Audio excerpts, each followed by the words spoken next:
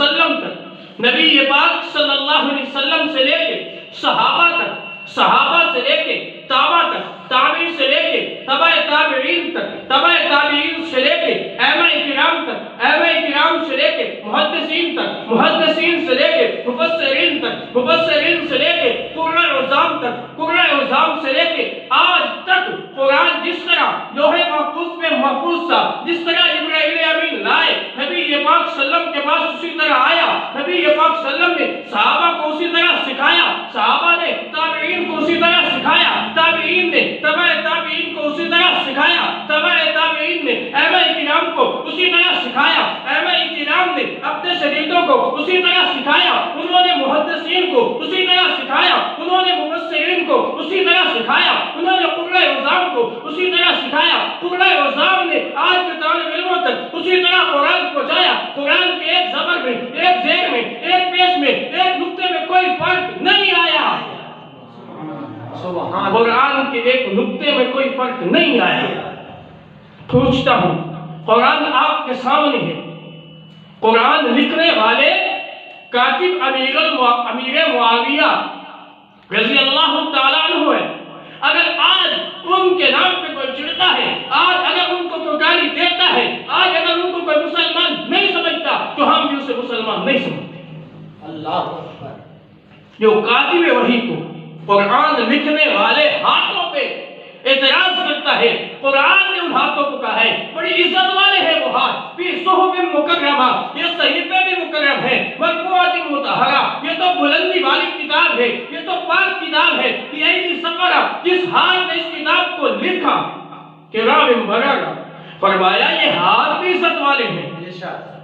جن ہاتھوں نے اس قرآن کو لکھا یہ ہاتھ بھی عزت والے ہیں۔ تو امیر معاویہ رضی اللہ تعالیٰ عنہ نے اس کتاب کو لکھا، نبی پاک صلی اللہ علیہ وسلم نے اس کتاب کو لکھوایا۔ تو میرے دوستوں، میرے عزیزوں،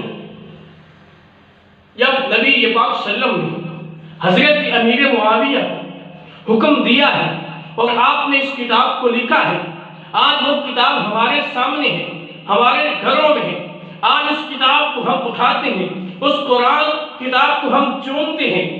چوم کے آنکھوں سے لگاتے ہیں، آنکھوں سے لگا کے سینے کے ساتھ لگاتے ہیں، اپنے بچوں کو تعلیم دیتے ہیں۔ میرے بچوں یاد رکھنا، یہ وہ کتاب نہیں ہے جس کو بیگ میں ڈال کے بس ایک پشت ڈال دیتے ہو، یہ وہ کتاب ہے جس کو ہاتھ میں پکڑ کے نیچے نہیں کرنا، بلکہ اگر لگانا ہے سینے کے ساتھ لگانا ہے، پشت اس کو نہیں کرنی۔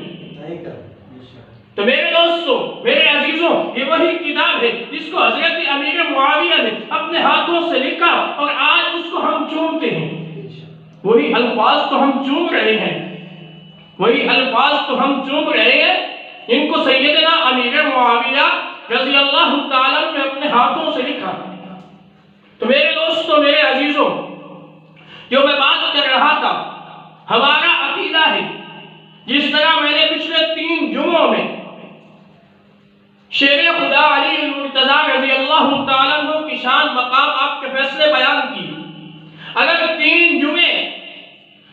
جمعے میں نے سیدنا علی المرتضیٰ کے فیصلے اور آپ کا مقام بیان کیا ہے تو ایک جمعہ حضرت امیر معاویہ کا بھی بنتا ہے کہ ہم اہل سنت جو ہمارا عقیدہ ہے، ہمارے لیے حضرت علی المرتضیٰ بھی مکرم ہے، ہمارے تو پیر ہیں، اہل سنت کے پیر ہیں، اور ہمیں یہ سکھایا گیا ہے کہ ہر صحابی کا احترام کیا جائے۔ میرے دوستوں، میرے عزیزوں،